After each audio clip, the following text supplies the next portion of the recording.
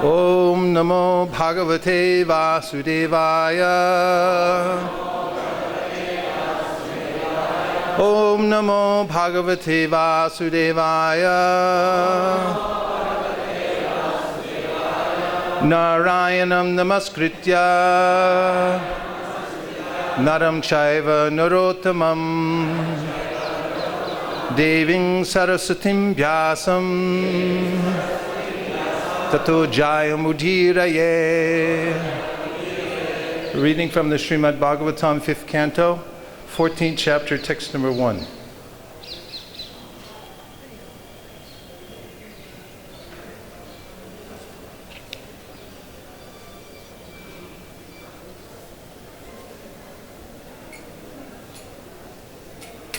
This is a long prose verse, and the length of the verse itself is edifying. It gives, in this verse, a very detailed description, almost a summary, of the complexities of material life. Therefore, it must be very long. And there's an effect just by going through carefully the word for word, just the effect of hearing the word for word of this verse and taking it in, which is the process of hearing Śrīmad Bhāgavatam, stane stita shutigatam tanuvan manobhir. Without challenging the information, simply, submissively, one can hear, and there's a meritorious effect. Punya arises, bhakti punya arises within the heart. One becomes wealthy in all aspects of life, and one becomes freed from the complexities of life by hearing rather than by doing it. So I'll go through the word for word of this verse, and then the long translation and purport, and we can just listen with rapt attention and benefit. Saha, the self-realized devotee Sri Shukadeva Goswami. Ha, indeed. Uvacha, spoke. Saha, he, the conditioned soul. Eshaha, this one. Deha atmamaninam, of those who foolishly take the body to be the self. Sattva adi, of sattva, raja, and tama. Guna, by the modes. Vishesha, particular. Vikalpata, falsely constituted. Kushala, sometimes by favorable actions. Akushala, sometimes by very unfavorable actions. Samavahara, by a mixture of both. Vinirmata, obtained. Vivida, various types. Deha avalipi, by the series of bodies. Viyoga samyoga adi, symptomized by giving up one type of body, viyoga, and accepting another, sangyoga. Anadi sangsara anubhavasya, of the perception of the beginningless process of transmigration. Dwara bhutena, existing as the doorways. Shat indriya vargena, by these 6 senses, the mind and 5 knowledge acquiring senses, namely the eyes, ears, tongue, nose and skin. Tasmin, on that. Durga advavat, like a path that is very difficult to traverse. Asugame, being difficult to pass through. Advani, on a path in the forest. Apatitaha, happened. Ishvarasya, of the controller. Bhagavataha, the Supreme Personality of Godhead. Vishnuho, of Lord Vishnu. Vashavartinya, acting under the control. Mayaya, by the material energy. Jivalokaha, the conditioned living entity. Ayam, this. Yatha, exactly like. Vanik, a merchant. Sa'artaha, having an object. Artaparaha, one who is very attached to money.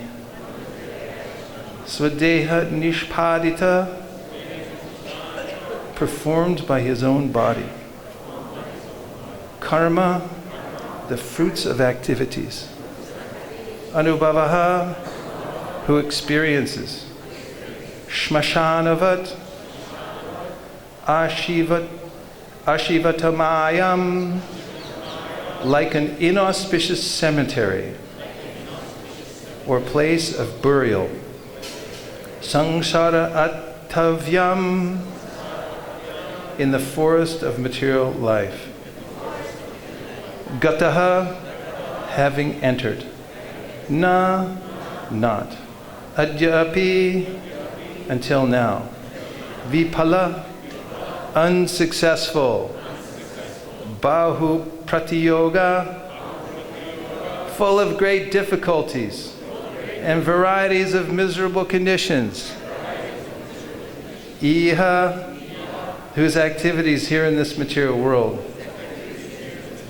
Tat tapa upashamanim, which pacifies the miseries of the forest of material life. We want to know what that is, right? Yes. Hari Guru Charana Aravinda, to the lotus feet of the Lord and his devotee. Marukara Anupadavim, the road followed in pursuance of devotees who are attached like bumblebees. Avarunde, gain. So, who else but Srila Prabhupada would take the trouble to translate so many verses and give us the word for word? It's his intense desire to see that everyone in the world has this information in such a way that it can't be parsed and it can't be deviated in any other way. Very carefully, painstakingly, he gave us these books, and now entering into the translation and purport, we have his direct association. The times when he would translate in the middle of the night, pouring his heart into this, giving his realizations, pouring his heart into these books. We now have this intimate connection to hear from him. This revealed scripture gives us that connection to the Lord and his devotees in the most profound way possible. Translation. Please stand by because it's a page long.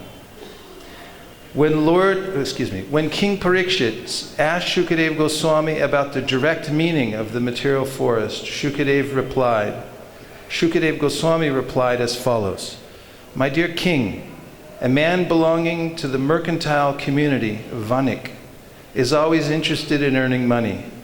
Sometimes he enters the forest to acquire some cheap commodities like wood and earth and sell them in the city at good prices. Similarly, the conditioned soul, being greedy, enters this material world for some material profit. Gradually, he enters the deepest part of the forest, not really knowing how to get out. Having entered the material world, the pure soul becomes conditioned by the material atmosphere, which is created by the external energy under the control of Lord Vishnu. Thus, the living entity comes under the control of the external energy, Daivi Maya. Living independently and bewildered in the forest, he does not attain the association of devotees who are always engaged in the service of the Lord. Once in the bodily conception, he gets different types of bodies, one after another, under the influence of material energy and impelled by the modes of material nature, Sattva-gun, Rajogun, and Tamogun. In this way, the conditioned soul goes sometimes to the heavenly planets, sometimes to the earthly planets, and sometimes to the lower planets and lower species. Thus, he suffers continuously due to different types of bodies. These sufferings and pains are sometimes mixed. Sometimes they are very severe, and sometimes they are not. These bodily conditions are acquired due to the conditioned soul's mental speculation. He uses his mind and 5 senses to acquire knowledge, and these bring about the different bodies and different conditions. Using the senses under the control of the external energy, Maya, the living entity suffers the miserable conditions of material existence. He is actually searching for relief, but he is generally baffled, although sometimes he is relieved after great difficulty. Struggling for existence in this way, he cannot get shelter of pure devotees, who are like bumblebees engaged in loving service at the lotus feet of Lord Vishnu. And now the purport by His Divine Grace A.C. Bhaktivedanta Swami Prabhupada. Srila Prabhupada ki. The most important information in this verse is Hari Guru Charanaravinda Madhukara Anupadavim. What is the most important information in this verse?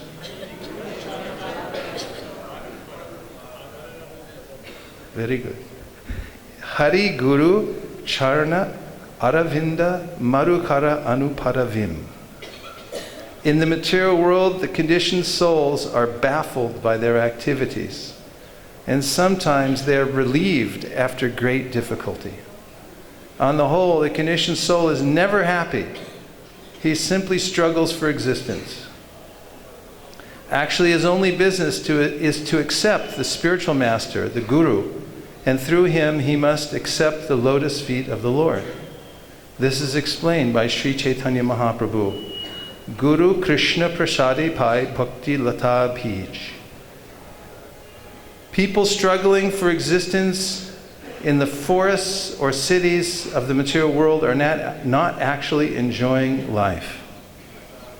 They are simply suffering different pains and pleasures, generally pains that are always inauspicious. They try to gain release from these pains, but they cannot due to ignorance. For them it is stated in the Vedas, Tadvijnanartam sa gurum eva bigacche. When the living entity is lost in the forest of the material world, in the struggle for existence, his first business is to find a bona fide guru who is always engaged at the lotus feet of the Supreme Personality of Godhead, Vishnu. After all, if he is at all eager to be relieved of the struggle for existence, he must find a bona fide guru and take instructions at his lotus feet. In this way, he can get out of the struggle. Since the material world is compared herein to a forest, it may be argued that in Kali Yuga, modern civilization is mainly situated in the cities. A great city, however, is like a great forest. Actually, city life is more dangerous than life in the forest. If one enters an unknown city without friend or shelter, living in that city is more difficult than living in a forest. There are many big cities all over the surface of the globe, and wherever one looks, he sees the struggle for existence going on 24 hours a day. People rush about in cars going 70 and 80 miles an hour, constantly coming and going. And this sets the scene of the great struggle for existence. One has to rise early in the morning and travel in that car at breakneck speed. There is always the danger of an accident, and one has to take great care. In his automobile, the living entity is full of anxieties, and his struggle is not at all auspicious. Apart from human beings, other species like cats and dogs are also struggling very hard day and night for existence. Thus, the struggle for existence continues, and the conditioned soul changes from one position to another. For a while, he is a child, but he has to become a boy. From a boy, he has to change into a youth, and from a youth to manhood and old age. Finally, when the body is no longer workable, he has to accept a new body in a different species. Giving up the body is called death, and accepting another body is called birth. The human form is an opportunity to take shelter of the bona fide spiritual master, and through him, the Supreme Lord. This Krishna consciousness movement has been started to give an opportunity to all the members of human society who are misled by foolish leaders. This Krishna consciousness movement has been started to give an opportunity to all the members of human society who are misled by foolish leaders. This Krishna consciousness movement has been started to give an opportunity to all the members of human society who are misled by foolish leaders. No one can get out of this struggle for existence, which is full of miseries, without accepting a pure devotee of the Lord. The material attempt changes from one position to another, and no one actually gains relief from the struggle for existence. The only resort is the lotus feet of a bona fide spiritual master, and through him, the lotus feet of the Lord. Om Ajnanatimidandasya Jnananjana Shalakaya Chakshurun Militam Dina Tasmai Shri Gurave Namaha Shri Chaitanya Manobhishtam Stapitam Dina Bhutale Swayam Rupa Kadahmayam Tadati Swapadantikam Vandeham Sri Guru Sri Yuta Parakamalam Sri Gurun Vaishnavamscha Sri Rupam Sagrajatam Sahagana Raghunatham Vijam Tam Sajivam Sadvetam Sadvatutam Parijana Sahitam Krishna Chaitanya Devam Sri Radha Krishna Padan Sahagana Lalita Sri Vishakhan Vitamscha.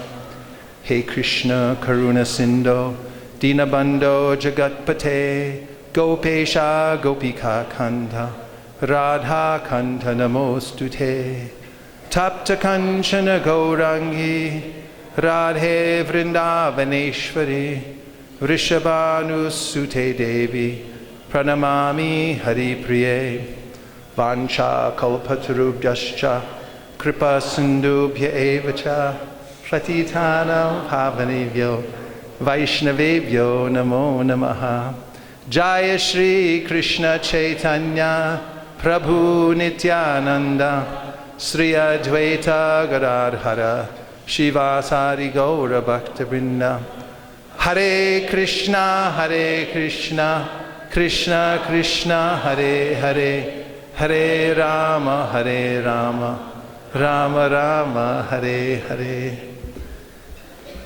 It is such a great pleasure to be here with all of you in Vrindavan during this very special time just after Kartik, when devotees have been intensely practicing devotional service and now are reaping the results, appreciating the effects of simply absorbing oneself, themselves, continually in devotional service, being in the association of devotees constantly. So I thank you very much.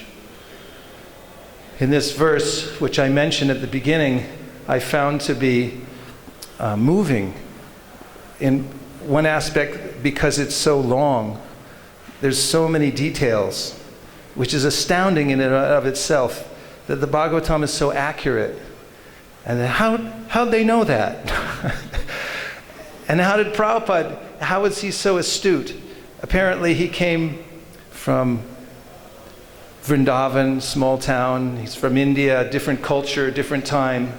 But he has such a lens. He saw everything. And one who's absorbed in Krishna consciousness, especially with a view to giving it to others, becomes empowered by the Supreme Personality of Godhead to develop the vocabulary, the ways and means, to express and communicate to others the urgency of taking to Krishna consciousness, and to give the details that will actually move them to do that. Hare Krishna. And so, in a long sentence, when someone's making an assertion that yes, you're a very good cook, and you're one of the nicest people I've ever known, you sing like an angel, but, and then suddenly you feel everything's nullified. Anuttama Prabhu taught us this in the communication seminar.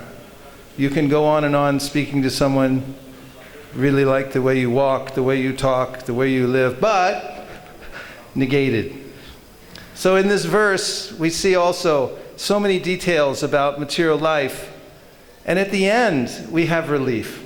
We hear, but if you just do this one thing, if you follow in the footsteps of the pure devotees, then you will be relieved. You'll be saved from all this suffering. And the beauty of this concept, first of all, is that it works. And second of all, is that you don't have to be anybody special to do that. You simply have to decide, I'll follow the path given by the pure devotees. Bejare munayota gre bhagavan tamadhoksajam sattvam vishunam shemaya kalpante yehinutaniha. In the Śrīmad Bhāgavatam, Sutta Goswami tells the sages at Naimasaranya that previously all the great acharyas, the great elevated souls, worshipped Lord Vishnu because he's beyond the three modes of material nature, and therefore one can obtain the highest benefit of life. They knew that, the great secret. And those who follow in the footsteps of those great sages are eligible for the same result. In other words, one doesn't have to be a great sage, one doesn't have to be a Mahajan or an Acharya or a Guru, but if one simply follows faithfully as best as one can in the footsteps of those great sages, the path that's chalked out by them, then the ocean of material existence, as the Śrīmad Bhāgavatam says, shrinks to the size of a vatsapadam, which means the hoofprint of a calf. Twayambujaksha kilasatvadam samadhina veshit chetasaike mahatkritena. If you follow in the footsteps of the Mahat, you find out who the great souls are, and you simply follow in their footsteps. Pada potena mahatkritena kurvanti govatsa padam bhavabdim. Then the entire ocean of material life, all the difficulties that are being described here, they become surmountable. It's possible to step over them. And so dramatic are the demigods who are speaking this verse to Lord Krishna as he's in the womb of Devaki. They say that the entire ocean shrinks to the size of the water contained within the hoofprint of a calf. And you can just step over that. Not only that, when you approach the boat, If you just try to approach the boat, in other words, if it's your intention, I'm going to get on that boat, even if you can't get on it yet, you're not capable of actually getting in the boat yet, but you say, I'm getting in that boat one way or the other, I'm getting in that boat. Then even by approaching the boat, the ocean shrinks to the size of the water contained within the hoof print of a calf. Because your intention to follow is so powerful. That's how profound this principle is of following in the footsteps of the previous acharyas and the pure devotees, and to be connected to the devotees of the Lord. So this verse also indicates, and Prabhupada quotes the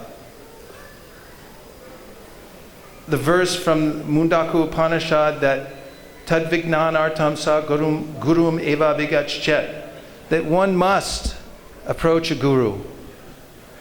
And you can take this that must be your feeling if you're going to see a guru. Most people in the world can't see a guru anywhere. They can search high and low, but they can't see a guru, they can't find a guru because they don't really want a guru. The people who find a guru are people who must have a guru. It's such an intense desire within their heart that I need help. I can't go another step in this world. They've realized the complexities of material life, and they realize that I can't get out of it on my own. They say, I have to find a guru or I'll die here. Like Dhruva Maharaj's determination was so great that Narada Muni appeared. And Prabhupada indicates that if you want a guru like Narada Muni, you better have a desire like Dhruva Maharaj. And this is the important point, that I must develop such a burning desire, because one who has that is helped personally by the Lord. Tesham satata yuktanam bhajatam pritipurvakam dadami buddhi yogam tam yena mamupayanti te. Those who have this intention and desire to serve the Lord, to surrender to Krishna, are helped personally by Krishna within the heart. Why wouldn't he help? It's his whole intention. He's known as the best friend of all living entities.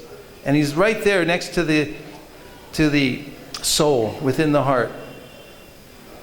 And therefore, even the slightest inkling, redundant, even an inkling of desire towards his service, towards finding out who he is, even if you have no idea who he is or how to find him, is rewarded by Krishna from within the heart. Gajendra was an elephant, and Prahlad Maharaj remembered him before he began to speak. Prahlad Maharaj was pushed forward as a candidate to pacify Lord Nrsingadev, because Lord Nrsingadev was so angry that even the demigods, after all their beautiful prayers in Sanskrit, could not pacify the Lord. So they said, Prahlad, you try. A 5-year-old boy pushed into the cage of a lion. And then Prahlad said, what can I say? I'm just a boy. Not only that, I was born in a demoniac family.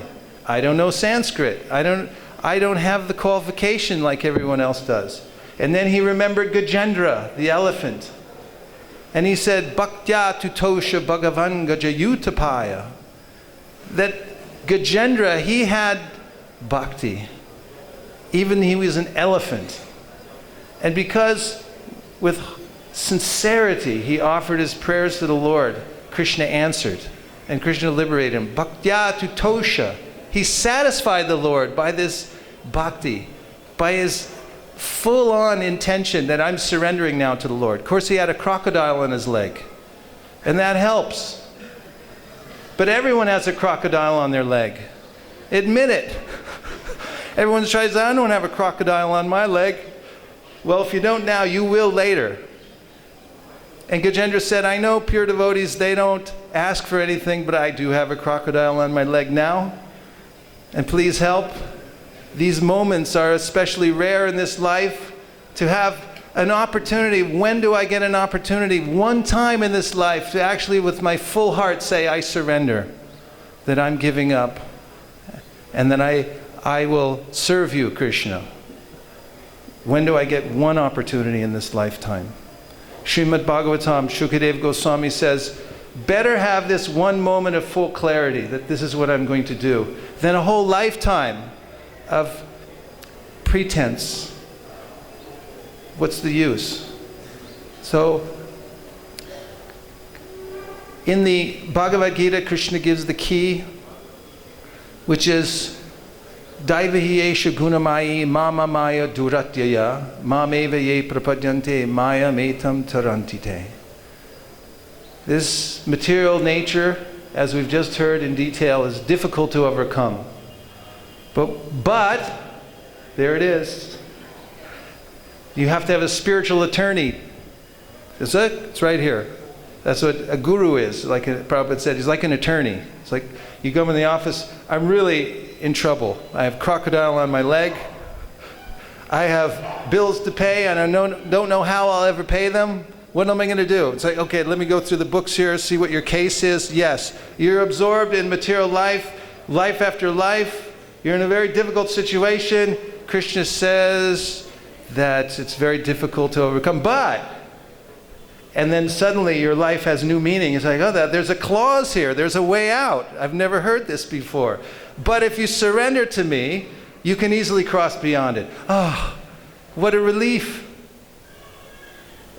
But also the language of this translation is difficult to overcome is certainly an understatement. Difficult to overcome. It's impossible.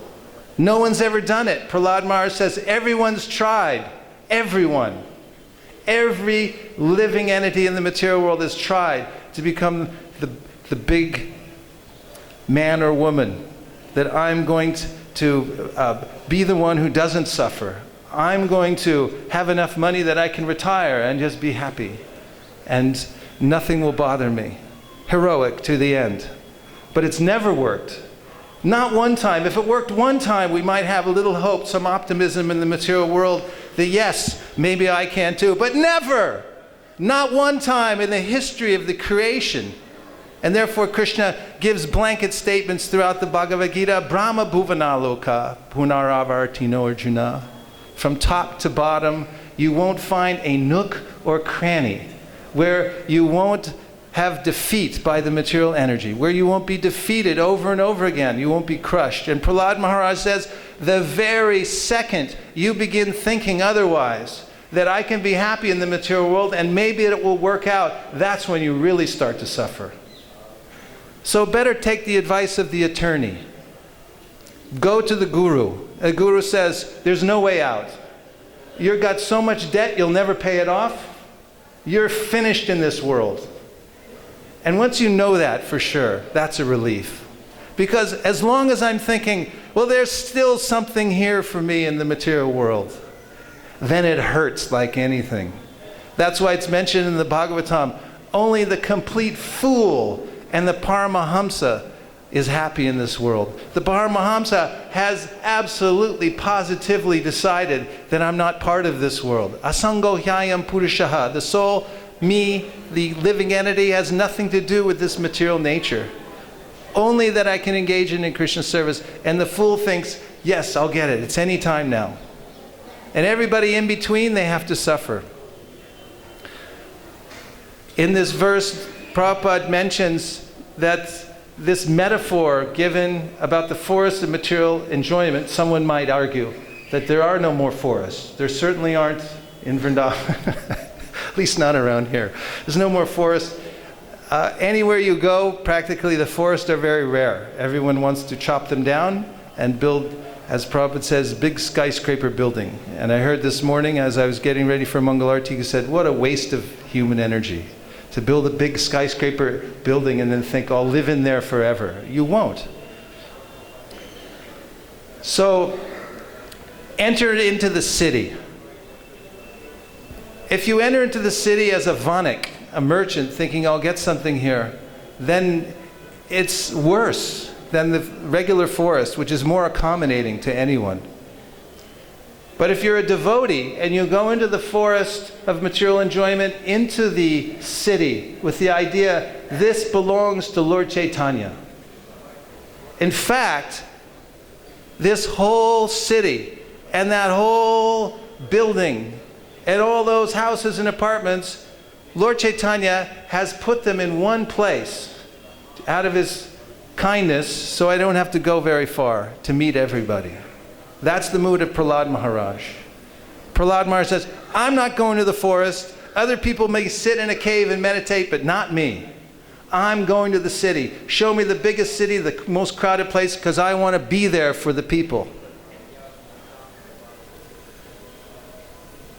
If you go to any city as a devotee with the intention of serving the living entities there by bringing them the message of Srila Vyasadeva in the form of Śrīmad Bhāgavatam, then you will be accommodated in that place, no problem.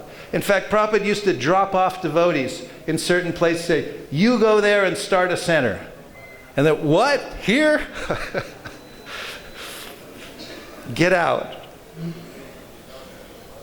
Hansaduta told me, or he says in his memories also, that when they were traveling with Prabhupada, some devotees learned that it was dangerous to say, Prabhupada, that looks like a nice place for preaching, because Prabhupada said, okay, you get off here. You just go. But what is the problem? Devotees never have a problem when they go to preach in the big city of material enjoyment. They don't have a problem, because there's no problem when one's thinking how to bring Krishna consciousness to other people. Krishna accommodates. I remember the first time I went to Hong Kong. I'd never been to Hong Kong in my life, and I didn't even know where the temple was, and my flight was late, and I had no connection, no phone number. I just had a Back to Godhead magazine, and I thought, well, I'll just find the devotees when I get there. But because my plane was late, I got in late at night, so late everyone was sleeping. Cab driver drove me to the address. After much trouble, I found it on the street. It was in a building with a lot of different buttons to push. Each one had a little intercom system. So I pushed the button that looked like the right one, and I waited, and I pushed it again. I thought, I got nowhere else to go. I'm in Hong Kong. It's 1 o'clock in the morning. That button, somebody better answer. Pushed, pushed. Finally, someone said something in Cantonese, and I said, Haribol. And then all of a sudden, bzzz, the door opened. And I thought, this is the secret. You just, if you go anywhere and your idea is Haribol, Hare Krishna. If you're going to spread the Maha Mantra everywhere, doors just open, doesn't matter. They didn't know who I was, I just said, Haribol. And they said, okay, must be a devotee. They didn't even greet me, everyone was sleeping. I went up, got a place on the floor, woke up for Mangal Artik. And this is the life of devotional service. If you say, I'm going to give myself, how to surrender? Follow in the footsteps of Srila Prabhupada. This is our legacy. What did he do? Painstakingly, at every second, he thought, how can I give this message to others?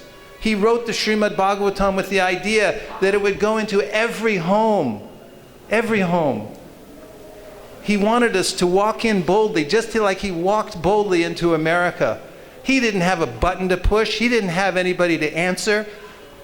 No one was waiting for him. He just walked in, but he brought his books and he said, I'm taking the message of Srila Vyasadeva in the form of these books and I'm going to introduce it. And that's what we have to do too. That's what it means to follow in the footsteps. And it's mentioned in this verse that one must follow in the footsteps of the devotees who are like honeybees. And what does that mean? It means so many things. There's so much beautiful poetry throughout the Vaishnava literature about the bee. But one very practical thing it means, that is something Prabhupada said frequently. And bees, they look for honey, or they make honey, and they live around honey. And the flies, they take the sores. And one time on a morning walk, you can hear this, there's a very instructive, but at the same time humorous conversation Prabhupada's having with one Indian man. And the Indian man's telling Prabhupada about a temple in India where they were criticizing Prabhupada, saying that his disciples were black sheep, discounting everything ISKCON was doing around the world and so forth. And he had found one article about some trouble the devotees had had in Japan. And the man was saying that on Janmashtami, this person had brought it to the attention of his congregation and say, just see, ISKCON's had trouble in Japan. And Prabhupada said, then flies seek sores, whereas the honeybee seeks honey. And he said, This is the mentality of a pamara. A pamara. Pamara means a low-class person, to seek the sores instead of the honey. And the Indian man said, yes, yes, this is true, this is true. And Prabhupada said, then you should have told him that he is a pamara. And the man said, no, I didn't tell him, I told him in some other way. And Prabhupada said, no, next time you go back, you can go to him and say, sir, I forgot to tell you one thing. He said, what is that? You are pamara. And all the devotees laughed. And so Prabhupada said it again. You go back, you tell him, I forgot to tell you one thing. You are pamara. And then Prabhupada said, two men were sitting together and one man said, I lost 50,000. And the other man said, well, I didn't have 50,000 to lose. So Prabhupada said, someone's sitting there finding fault, but he had nothing to lose anyway because he didn't do anything. So the honeybee, the one who finds what is the good quality in others. This is how to live in the spirit of Srila Prabhupada and the great devotees. Find the good, find the meritorious, augment the good qualities, fan the spark in the hearts of those that we meet everywhere we go. And actually this is the greatest occupation, and this is really the only occupation of the Krishna consciousness movement, is to reignite the fire of knowledge and reconnect the individual, each individual soul to Krishna one way or the other. And the endeavor to do that is following in the footsteps of Srila Prabhupada. Om Tat Sat. And now I'll take some reflections. Anything that you heard that stuck in your mind that you would reflect back. And we have another microphone that we can pass around, I'm sure of it. Until it manifests here, you just say what it is and I'll repeat it, and then we'll go from there. So one thing you heard that stuck in your mind. A devotee walks into a city and says, all this belongs to Lord Chaitanya. Thank you. What else? Anything else from the verse, purport, or the discussion we had so far? Tattvavit. In the summer in Geneva, the devotees celebrated the anniversary of Prabhupada's visit there.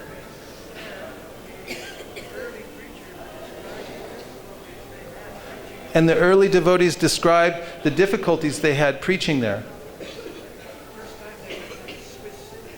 And the first time they went to the Swiss cities, there was no accommodation. They were sleeping under bridges. And so many difficulties they met. But, give us the, after the but comma, I don't think we can hear that. But they kept distributing books, and today there's a thriving yatra in that part of the world. What else? Thank you, Tattvavit Prabhu. Yes, over here.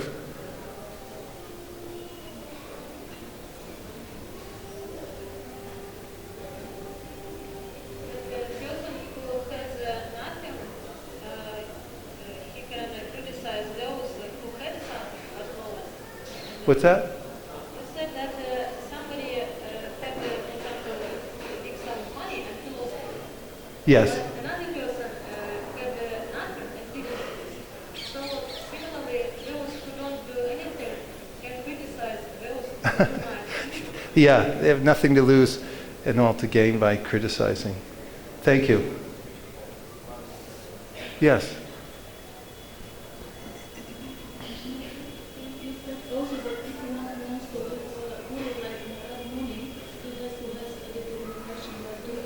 Yes, if you want to have a guru like Narada Muni, you have to have a determination like Dhruva Maharaj.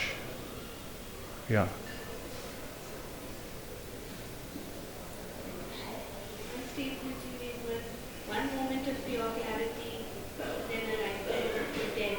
Yeah, one moment of clarity better than a lifetime of pretense. Sometimes this phrase, teachable moment, a moment in which you've fully realized that I have an opportunity to surrender, and you express that. Actually, especially in japa, there's an opportunity every day when I'm chanting japa to touch this mood, to go deeply into that mood of surrender, but the chanting of Hare Krishna.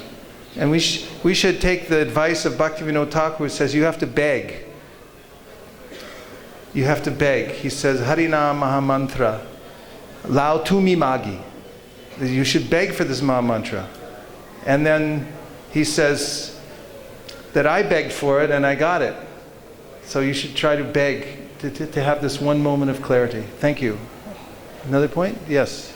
Nagar Kirtan. Hold that right to your mouth. I was appreciating the point, the purport. Prabhupada said, actually, city life is more dangerous than life in the forest. If one enters an unknown city without friend or shelter, living in that city is more difficult than living in the forest. Why did you like that? I liked it because Prabhupada, in a kind of subtle way, he's really breaking through this conception that everybody has that actually buildings make you safe and civilization makes you safe and the wild or uncharted territories are actually dangerous. But it's actually the human beings are more dangerous themselves than anything else. So I think Prabhupada really said that in a way that came through, but it was kind of subtle. So I really appreciate it. Thank you. 1, 2.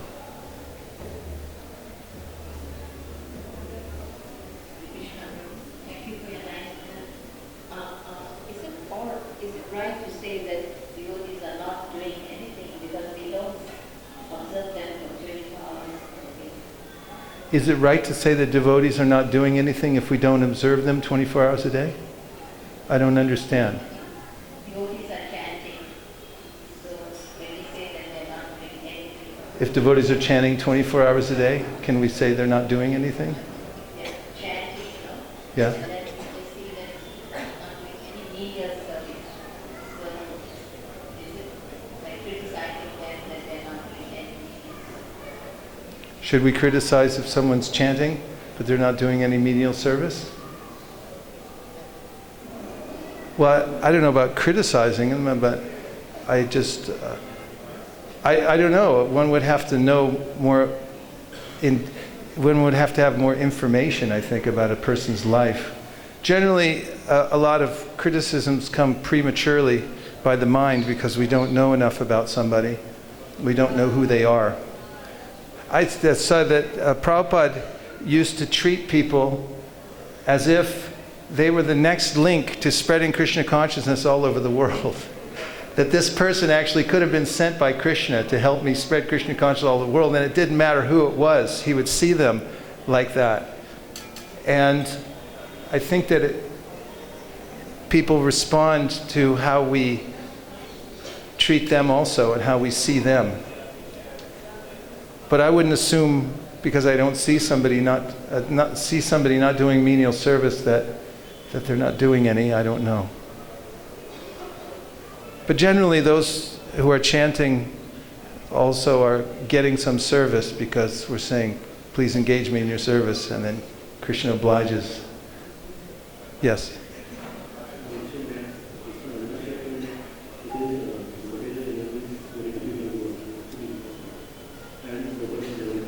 Just so in case you couldn't hear, he was remembering the statement that it's an understatement to say that the material world is difficult to overcome because it's impossible, and that nobody's ever done it. Over here.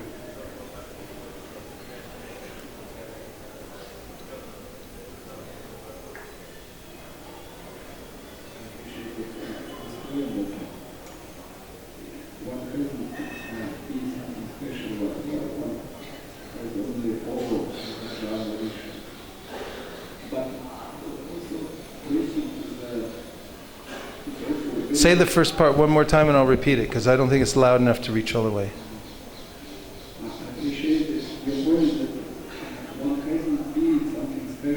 He liked the point that you don't have to be something special in order to follow.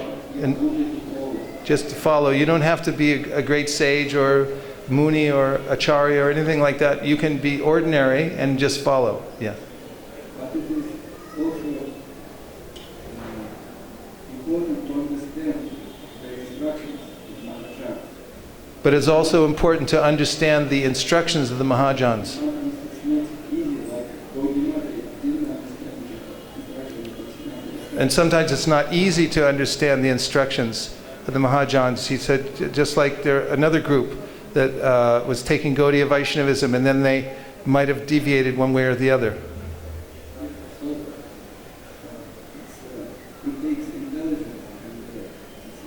So it takes intelligence. And? Takes intelligence and? And how to get it.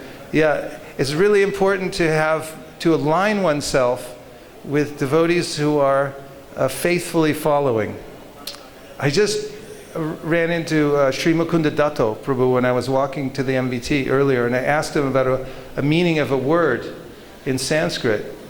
And he knows all these different, the etymology of the word and different details and things. And so he said, so what was Prabhupada's synonym for it? And I told him, and he said, well, that's it then. We don't need to go any further than that.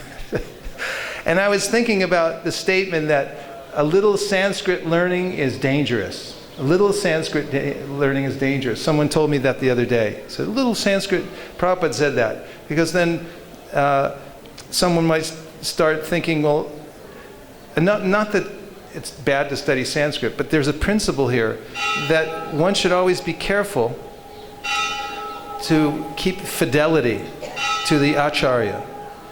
And one should check oneself. One thing, Urjaswat, the great Urjaswat, who recently passed away, one of Prabhupada's disciples, just a week ago, he left his body in Tucson, Arizona.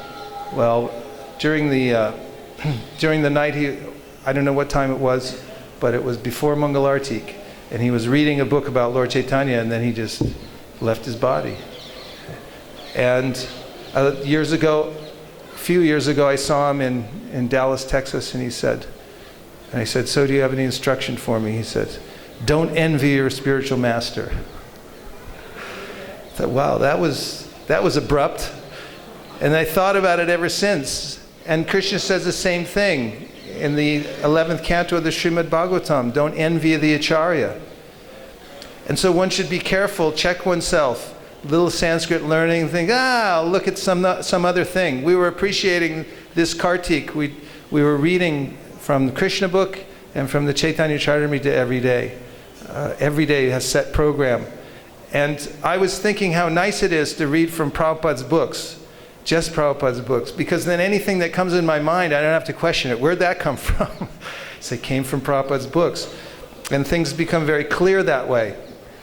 And to take the translations, the synonyms and so forth, the way he passes them down, keep that fidelity, is a safe way. And it may not be as glamorous.